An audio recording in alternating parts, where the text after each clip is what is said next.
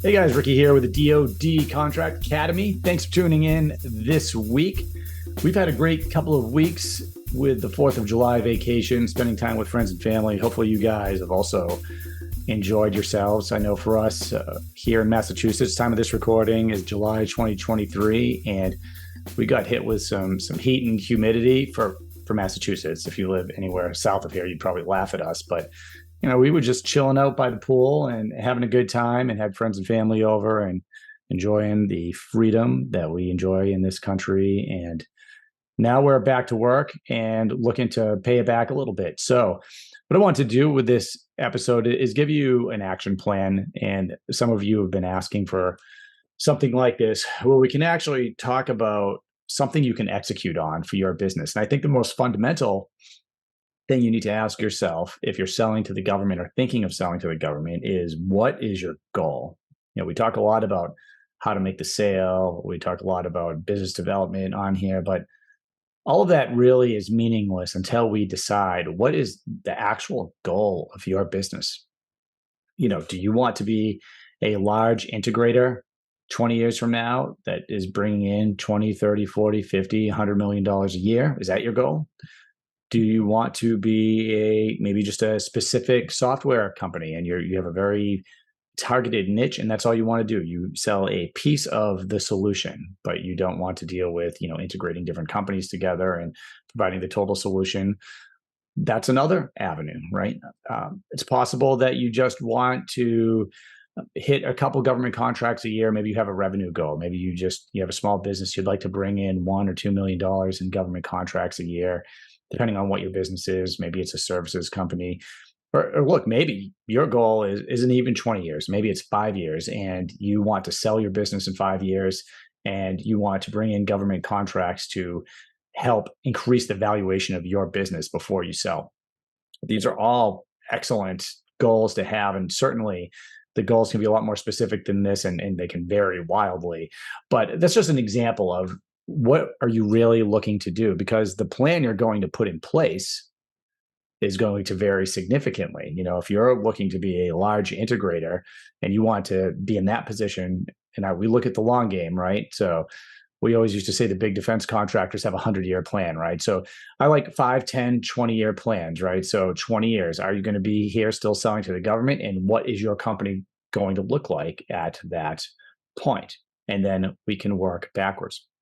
So that's one piece of it. What do you want to do? And as far as taking action, and what I'm going to recommend here is, if we talk about revenue that you want to be bringing in, we can, again, look at the goal and work backwards. And I think there's no better way to do that than to start looking at companies that are similar to yours, that are already succeeding, that are accomplishing the goal that you want to be at. So the action plan that I would like you to put into place is go to usaspending.gov. This is a free website.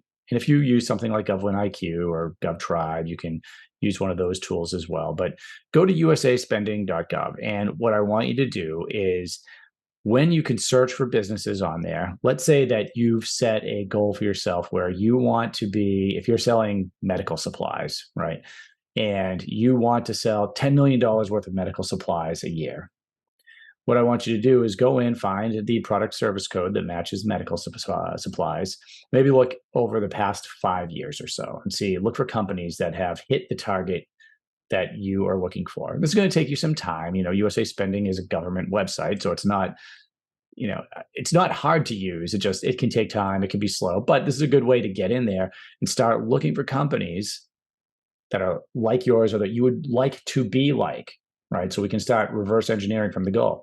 If you were a woman-owned small business or a veteran-owned small business, you could go in and choose those parameters too. So you could choose medical supplies, you could choose the type of business, woman-owned small business, and you could also choose, what is the amount awarded to each of these companies. Play around with that search a little bit and find 4 or 5 companies that look like yours. And start taking a look at, because it's going to give you a lot of different companies that are going to pull up in the search. And by the way, I'm using medical supplies as just an example. You can be cybersecurity. This could be for, program management services, religious services. I mean, you name it. But we're looking through the results here for companies that look like the company you want to own 10 years from now, 20 years from now, 5 years from now. Find the company. So pick 4 or 5 of them. And when you click on them, you can look at what they've done through the history of government contracting. You can look at what they've done over the past couple of years. But let's say your goal is to be doing $10 million a year. So you're looking for a company. You might have to click on a few of them and you can see, okay, well, these companies are roughly, it's probably going to vary, but it'll pull up a bar graph in usaspending.gov and it will show you what, and this is the plus of selling to the government, right? All this information is available. And so just know if you start selling to the government, your information is going to be available. So it's going to pull up all the stats on your business.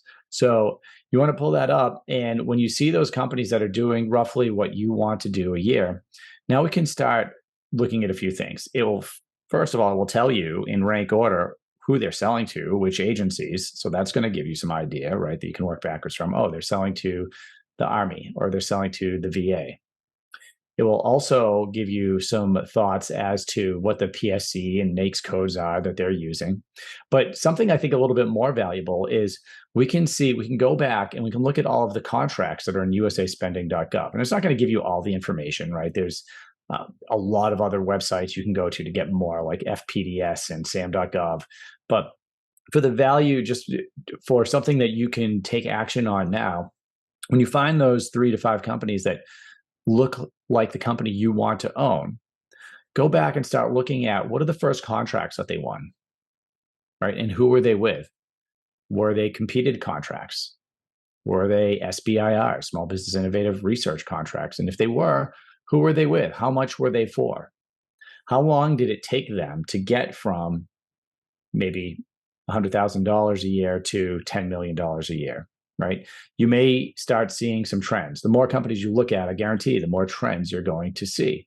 You might see that in medical supplies that it took a company, 20 years to ramp up from just some small dollar sales, maybe through GSA, all the way to $10 million a year. Maybe they have, you can look for things like, does that company have a GSA schedule? Do they have an IDIQ that they're selling off of, meaning an indefinite delivery, indefinite quantity contract with the government, and the government can then put delivery orders on them. If it's a cybersecurity or a software company, you can start looking at, is this company selling them yearly licenses? Are they annual, or do they sell them one license and then maybe they are selling additional licenses as needed and growing that way? There's a lot you can learn from doing this drill. So that's the action plan I want you to put into place today. Go to usaspending.gov. After you set your goals for your company, this is what we want to be doing. These are the kind of companies we want to look like. And then go find those companies that look like yours. And the more specific, the better. If you're just a small business, I don't want to say just a small business, but if you're a small business, don't look at companies that are 8A. Right? If you're not going to be an 8A company, if you're not going to meet that criteria, then you shouldn't be looking, because an 8A business is going to have different advantages and different ways to sell to the government. You want to look at just a regular small business. If you're a disadvantaged business, look at other disadvantaged businesses, SDVOSB. There's a lot of different certifications out there that you can look at. And you're trying to look at companies, even if you have an innovative solution that maybe is unique, you can look at other companies out there. For instance, if you have a unique user interface and you're like, oh, nobody has the user interface that I sell, that our company puts together. Okay. But there are other software companies out there that make user interfaces, right? So you can look at companies that do something similar and start seeing who they're selling to, how they're selling, how they got their first contracts. There's also mentor programs out there. So if you find a business, especially if they're a large business now, or are getting there, and you're looking for some mentorship, why not reach out to them and just say, hey, look, can we schedule a call? We're getting into this and looking for a mentor, and we think that you might be a good fit. You might be surprised just how many people are willing to talk about their trials and their successes selling to the government. It is the long game. It's not easy, but it is very rewarding when you make it work. So this is my tip of the week. Go in there, take a look, build a plan, and build that plan off of your goal, whatever that's going to look like. And then next week, we'll talk about what your next plan of action can be. We also have some great interviews coming up. We also have not just interviews, but using tools like some AI tools for proposal writing, which I've used Rogue on the show before. We're going to have them on again as they're rolling out new features. It's just making it easier and easier to actually write proposals and to respond to some of these.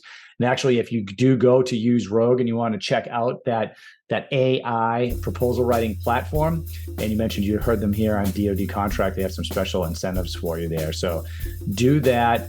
Reach out to us. Let us know if you want a specific topic covered on the podcast. We'd love to get in there and answer all of your questions. We're ramping up here. We're going to have an awesome year for the rest of the podcast. So go out there, be successful, help the U.S. military and the government do their job, and build a strong, profitable business for yourself while you're at it. All right, take care, guys.